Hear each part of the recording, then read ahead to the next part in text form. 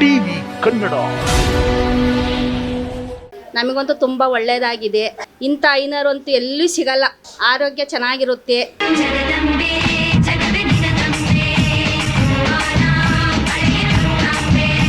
ವೀಕ್ಷಕರೇ, ಕರ್ನಾಟಕದಲ್ಲಿರುವ ಎಲ್ಲ ಪ್ರಸಿದ್ಧ ದೇವಸ್ಥಾನಗಳನ್ನು ನಿಮಗೆ ಪರಿಚಯ ಮಾಡಿಸುವುದೇ ನಮ್ಮ ಉದ್ದೇಶ. ಈಗ ನಾವು ನಿಮಗೆ ಪರಿಚಯ ಮಾಡಿಸಲು ಹೊರಟಿರುವ ದೇವಸ್ಥಾನ ಶ್ರೀ ಯಲ್ಲಮ್ಮ ದೇವಿ ದೇವಸ್ಥಾನ. ಈ ದೇವಸ್ಥಾನ ಇರುವುದು ಬೆಂಗಳೂರು ಗ್ರಾಮಾಂತರ ಜಿಲ್ಲೆ, ಆನೇಕಲ್ಲು ತಾಲೂಕು, ಜಿಗಣಿ ಹೋಬಳಿ, ಜಿಗಣಿ ಟು ಹಾರೋಹಳ್ಳಿ ರೋಡಲ್ಲಿರುವ ಕೃಷ್ಣಾದೊಡ್ಡಿ ಗ್ರಾಮ. ಓಂ ಶ್ರೀ ರೇಣುಕಾ ಯಲ್ಲಮ್ಮ ತಾಯಿ ವಿದ್ಮಹೇ ಜಮದಗ್ನಿ ಪತ್ನಿ ಧೀಮಹಿ ತನ್ನೋ ಪರಶುರಾಮ ತಾಯಿ ದಿಯೋ ಯೋನಃ ಪ್ರಚೋದಯಾತ್. ನಮ್ಮ ಹೆಸರು ಬಂದ್ಬಿಟ್ಟು ಕುಮಾರಸ್ವಾಮಿ ಎಂದು. ನಾವು ಯಲ್ಲಮ್ಮ ತಾಯಿ ಅರ್ಚಕರು. ಇಲ್ಲಿ ಬಂದ್ಬಿಟ್ಟು ಇವಾಗ ಪವಾಡ ಬಸಪ್ಪನ ತಂದಿದ್ದೀವಿ.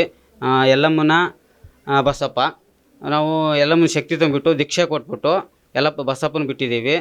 ಹಾಗಾಗಿ ಯಾರೇ ಕಷ್ಟ ಇದ್ದರೂ ಕೂಡ, ಏನೇ ತೊಂದರೆ ಇದ್ದರೂ ಕೂಡ ಬಂದು ಬಸಪ್ಪನ ಪಾದ ಕೇಳ್ಬೋದು.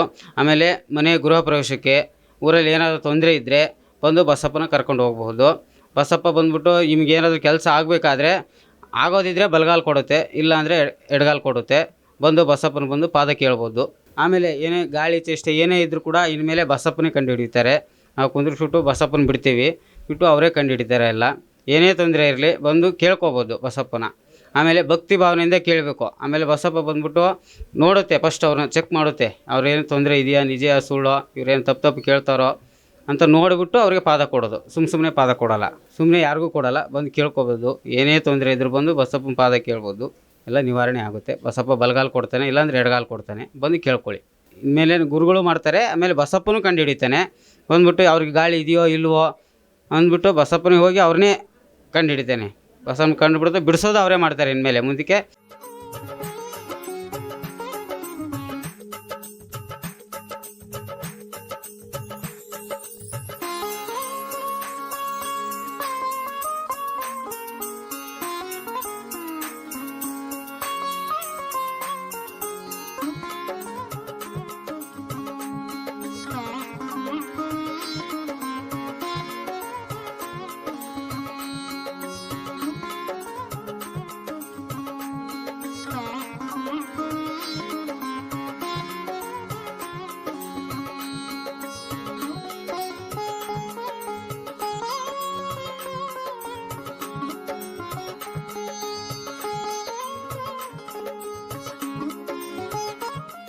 ನಮಸ್ಕಾರ, ನಮ್ಮ ಹೆಸರು ರುದ್ರೇಶು. ನಾವು ಈ ದೇವಸ್ಥಾನದ ಅರ್ಚಕರು. ನಾವು ಸುಮಾರು ಒಂದು 14 ವರ್ಷದಿಂದ ಈ ತಾಯಿ ಹತ್ರ ಪೂಜೆ ಮಾಡ್ತೀವಿ. ಸುಮಾರು ಒಂದು 50,000 ಜನ ಗಂಟ ಗಾಳಿ ಎಲ್ಲ ಬಿಡಿಸಿ ಎಲ್ಲರಿಗೂ ವಾಸಿಯಾಗಿ ಹೋಗಿದ್ದಾರೆ. ಈಗ ನಮ್ಮ ಯೂಟ್ಯೂಬಲ್ಲಿ ನೋಡಿಕೊಂಡು ಸುಮಾರು ನಮ್ಮ ಕರ್ನಾಟಕದಲ್ಲಿ ಎಲ್ಲ ಕಡೆಯಿಂದನೂ ಊರಿಂದನೂ ಬರ್ತಾಯಿದ್ದಾರೆ ದೇವಸ್ಥಾನಕ್ಕೆ ಉಳ್ಕೊಳಕ್ಕೆ, ಗಾಳಿಗಳು ಬಿಡಿಸ್ಕೊಂಡು ಹೋಗೋಕ್ಕೆ. ಬಂದವ್ರಿಗೆಲ್ಲ ಎಲ್ಲ ವ್ಯವಸ್ಥೆನೂ ಕೊಡ್ತಾಯಿದ್ದೀರಿ. ಎಲ್ಲ ಥರ ಇದ್ದು ವಾಸಿ ಮಾಡ್ಕೊಂಡು ಹೋಗ್ತಾ ಅವ್ರೆ. ಈಗ ಇಲ್ಲಿ ಮತ್ತೆ ಬಸಪ್ಪನೂ ಇದ್ದಾನೆ ತಾಯಿ ಹತ್ರ. ಬಸಪ್ಪನೂ ಬಿಟ್ಟಿದ್ದಾರೆ ತಾಯಿಗೆ. ಬಂದವರು ಬಸಪ್ಪನ ಹತ್ರ ಪಾದವನ್ನು ಕೇಳ್ಬೋದು. ಏನಾದರೂ ತೊಂದರೆ ಇದೆ ಬಸಪ್ಪ ಪಾದ ಕೊಡ್ತಾನೆ. ಏನಿಲ್ಲ ಅಂದರೆ ಮತ್ತು ಮನೆಗಳಿಗೇನೋ ಗುರುಪೇಶ ಅಂತ ಶುಭ ಕಾರ್ಯಗಳಿಗೆಲ್ಲ ಬಸಪ್ಪ ಬರ್ತಾನೆ, ನಿಮ್ಗೆ ಕರ್ಕೊಂಡು ಹೋಗ್ಬೋದು. ದೇವ್ರ ಹತ್ರ ಅದೊಂದು ವಿಶೇಷತೆ ಎಲ್ಲ ಇದೆ. ನಮಗೆ ದೇವರೇ ಬಂದು ಹೇಳಿರೋದು, ನಾವು ಕಲ್ತಿರೋದು. ದೇವರೇ ನಮ್ಮ ಹತ್ರ ಬಂದು ಸ್ವಲ್ಪ ಕನಸಲ್ಲಿ ಬಂದು ಮಾತಾಡಿ, ಈ ಥರ ನೀನು ನಮ್ಮ ದೇವಸ್ಥಾನ ಕಟ್ಟಬೇಕು, ಈ ಥರ ಮಾಡಬೇಕು, ಈ ಥರ ಎಲ್ಲ ಇದು ಮಾಡಬೇಕು ಅಂದಿದ್ದಕ್ಕೆ ನಾವು ಅದನ್ನ ಕಲ್ತು ಮಾಡ್ತಾಯಿದ್ದೀರಿ. ನಮ್ಗೆ ದೇವ್ರ ನಿಂಕನೇ ಅದು ವಿದ್ಯೆ ಬಂದಿದೆ. ಮುಂದೆ ಇನ್ನೊಂದು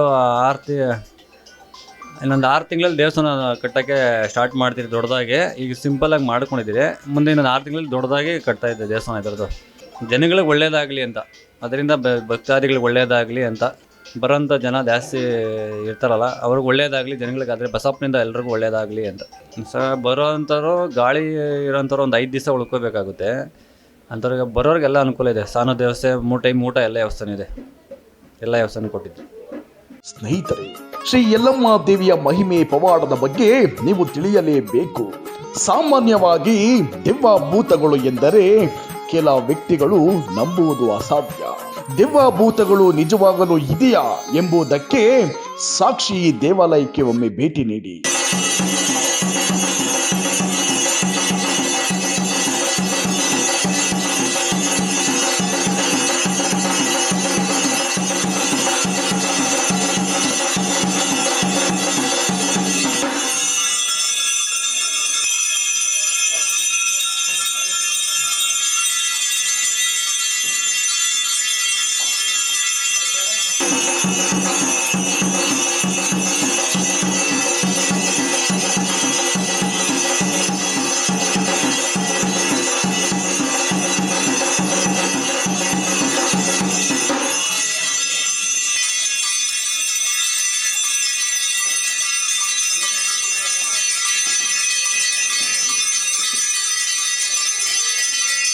ನಮ್ಮ ಹೆಸರು ಉಮಾ ಅಂತೇಳಿ ನಾವು ಬಿಜಾಪುರ ಜಿಲ್ಲೆಯಿಂದ ಬಂದೀವ್ರಿ.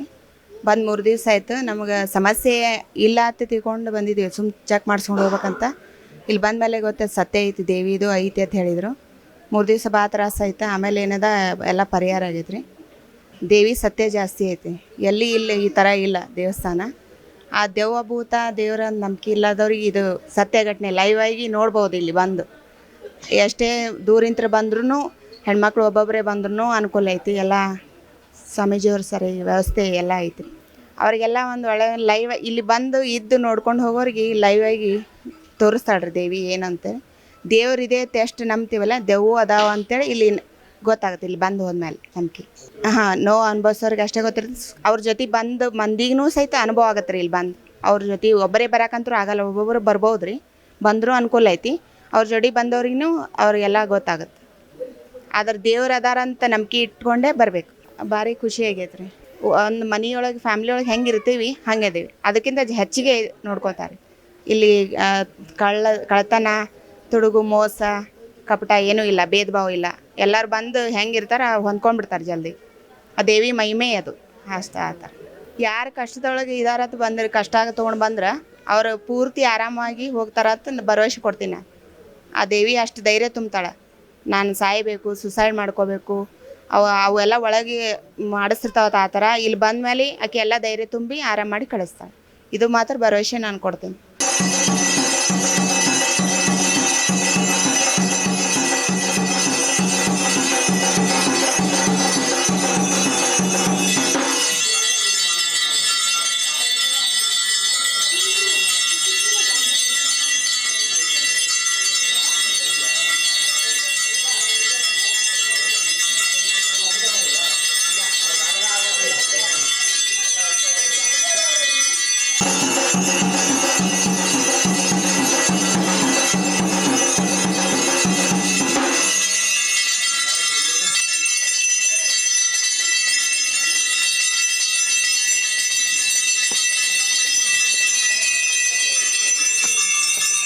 ನಮ್ಮದು ಚಂದ್ರಾಯಪಟ್ಟಣ.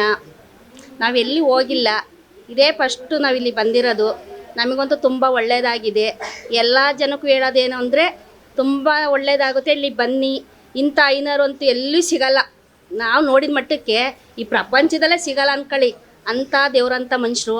ಎಲ್ಲದಕ್ಕೂ ಸೌಲಭ್ಯ ಇದೆ, ಊಟಕ್ಕಿದೆ, ಆಸಕ್ಕೆ ಒಚ್ಚಕ್ಕೆಲ್ಲ ಇದೆ. ಊಟದ್ದು ಯಾವುದೂ ತೊಂದರೆ ಇಲ್ಲ, ಆರೋಗ್ಯ ಚೆನ್ನಾಗಿರುತ್ತೆ. ನಾನು ಇನ್ನೊಂದು ಹೇಳ್ತೀನಿ, ಯಾರಿಗಾದ್ರೂ ಬಂದು ಇಲ್ಲಿ ಚೆಕ್ ಮಾಡಿಸಿ ಹಾಸ್ಪಿಟ್ಲಿಗೆ ಹೋಗಿ ಅಂತ ಕೇಳ್ತೀನಿ ನಾನು. ಹಾಸ್ಪಿಟ್ಲಿಗೆ ಫಸ್ಟ್ ಇಲ್ಲಿ ಬಂದು ಚೆಕ್ ಮಾಡಿಸ್ಬಿಟ್ಟು ಹೋಗೋದು ಒಳ್ಳೆಯದು. ಇಲ್ಲಿ ಅದಕ್ಕೆ ಚೆಕ್ ಮಾಡ್ಸೋಕ್ಕೆಲ್ಲ ದುಡ್ಡು ತಗೊಳ್ಳಲ್ಲ. ಇಷ್ಟು ಸೌಲಭ್ಯ ಎಲ್ಲೂ ಇಲ್ಲ, ಯಾರೂ ಫ್ರೀ ಚೆಕ್ ಮಾಡಲ್ಲ. ನಾನು ಹೇಳೋದು ಇಷ್ಟು, ಯಾರಾದರೂ ಬಂದು ಚೆಕ್ ಮಾಡಿಸಿ ಹಾಸ್ಪಿಟ್ಲಿಗೆ ಹೋಗೋದು ಒಳ್ಳೆಯದು ಅಂತ ಹೇಳ್ತೀನಿ ನಾನು. ದುಡ್ಡು ಖರ್ಚು ಮಾಡೋದು ವೇಸ್ಟು. ಇಲ್ಲಿ ಬಂದರೆ ಒಳ್ಳೆಯದು ಚೆಕ್ ಮಾಡಿಸೋದು. ಅವ್ರು 1 ರೂಪಾಯಿ ತಗೊಳ್ಳಲ್ಲ ಚೆಕ್ ಮಾಡ್ಸೋಕ್ಕೇನು. ಅವ್ರ ಆರೋಗ್ಯ ಎಲ್ಲ ಹುಷಾರಾಗುತ್ತೆ ಇಲ್ಲಿ ಬಂದರೆ. ಅದು ಯಾವ್ಯಾವುದೋ ಕಾಯಿಲೆ ಇರುತ್ತೆ, ಗೊತ್ತಾಗಿರೋದಿಲ್ಲ. ಇಲ್ಲಿ ಬಂದು ಚೆಕ್ ಮಾಡಿಸಿ ಹೋಗೋದು ಒಳ್ಳೆಯದು.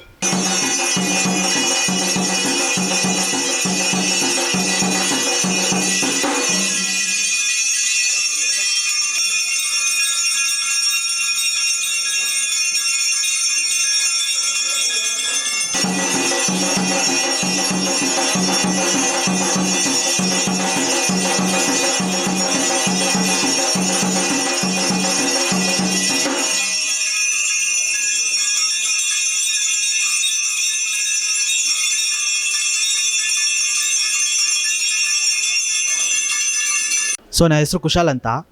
ಅವ್ರು ನಮ್ಮ ಅಜ್ಜಿ ಅಣ್ಣಮ್ಮ ಅಂತ, ಜಿಗ್ನಿಯಿಂದ ಬಂದಿದ್ದೀವಿ, ಬುಕ್ಸಾಗರ. ಸೊ ನಾನು ನಮ್ಮ ಅಜ್ಜಿ ಜೊತೆ ಬಂದಿದ್ದು. ನಾನು ಇದೆಲ್ಲ ಫಸ್ಟ್ ಟೈಮು. ಸೊ ನಮ್ಮ ಅಜ್ಜಿಗೆ ಬಿ ಪಿ ಇತ್ತು, ಶುಗರ್ ಇದೆ. ಸೊ ನಡ್ಕೊಂಡು ಹೋಗ್ತಾಯಿದ್ರೆ ಕೈಕಾಲೆಲ್ಲ ಸಲ್ಕಾಗೋದು. ಸೊ ಆ ಥರ ಎಲ್ಲ ಆಗ್ತಾಯಿತ್ತು. ಸೊ ಅವ್ರು ಕರ್ಕೊಬಂದು ಇಲ್ಲಿ ಕೂರಿಸಿದ್ದಕ್ಕೆ ಅಲ್ಲಿಗೆ ಎಲ್ಲ ಹಾಕಿದ್ರು.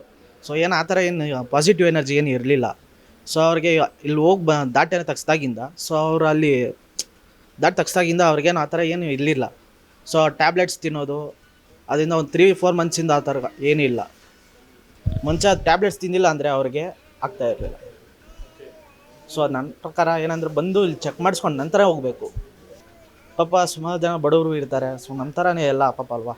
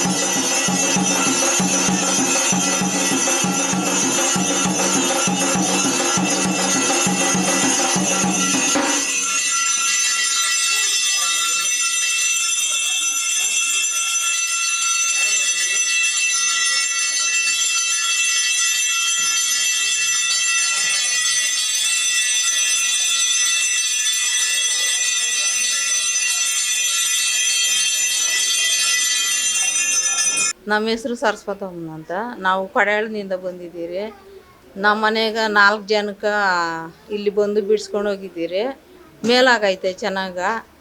ಇಲ್ಲಿ ಎಲ್ಲನೂ ಅನುಕೂಲನೂ ಚೆನ್ನಾಗೈತೆ. ಇವಾಗ ಮೊನ್ನೆ ನಮ್ಮ ಯಜಮಾನ್ಕ ಬಂದು ಇನ್ನೂ 3 ದಿವಸ ಇರಬೇಕು. ಅದ್ರಕ್ಕ ನೋಡ್ಸ್ಕೊಂಡು ಹೋಗೋಕ್ಕೂ ಬಂದಿದ್ವಿ. ನಮ್ಮ ಮನೆಗೂ ನಮ್ಮ ಸೊಸೆಕ ನನ್ನ ಮಗಳಕ್ಕೆ ನನ್ನ ಮಗನಿಗೆ ಬಿಡಿಸಿ 4 ವರ್ಷ ಆಯಿತು. ಇವಾಗ ನಮ್ಮ ಯಜಮಾನ್ಕ ಇವಾಗ ಹಾಸ್ಪಿಟ್ಲ್ಗೆ ಹೋಗಿದ್ರಿ, ಅಡ್ಮಿಟ್ ಮಾಡಿದ್ರಿ, ಸ್ಕ್ಯಾನಿಂಗ್ ಮಾಡಿದ್ರಿ. ಅದ್ರಾಗೆಲ್ಲ ನಾರ್ಮಲೇ ಬಂತು. ಆಮೇಲೆ ಬೇಡ ಇಲ್ಲೇ ದೇವಸ್ಥಾನಕ್ಕೆ ಹೋಗ್ಬಿಡೋಣ ನಾವು, ಅಲ್ಲಿ ಹೋದ್ರೆ ಏನೊಂದು ಗೊತ್ತಾಗ್ತೈತೆ ಅಂತಂದ್ಬಿಟ್ಟು ಬಂದ್ರಿ. ಇವಾಗ ಬಿಡಿಸಿದ್ರೆ ಆರಾಮಾಗವ್ರೆ. ಖುಷಿನೇ. ಆಸ್ಪತ್ರೆಗೆ 15,000 ಆಯಿತು ಒಂದು ರಾತ್ರಿಗೆ. ಏನಿಲ್ಲ, ಅವ್ರಂತ ಅವರು ಎಲ್ಲಿ ಸಿಕ್ಕೋದು ಇಲ್ಲ. ಯಾವ ವೈದ್ಯಕ್ಕೂ ಸಿಕ್ಕಲ್ಲ, ಯಾವ ದೇವಸ್ಥಾನದಾಗೂ ಸಿಕ್ಕಲ್ಲ. ಇಲ್ಲ, ನಿಜನೇ ನಮ್ಗೆ. ನೋಡ್ಕೊತಾರೆ ಅಂದರೆ ನಂಬಿ ಬರಬೇಕು. ಇಲ್ಲೊಂದು ಮಾತಾಡಿ ಇನ್ನೊಂದು ಒಂದು ಮಾತಾಡಿದ್ರೆ ಆ ಅಮ್ಮನ ನಂಬಲ್ಲ, ಕರೆಕ್ಟ್ಗೆ ನಂಬಬೇಕು.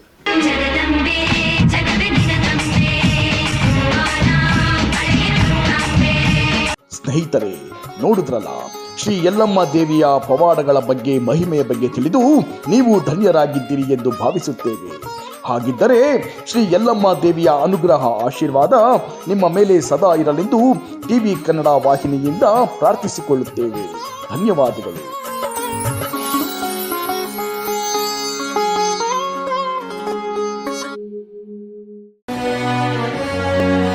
ಟಿವಿ ಕನ್ನಡ.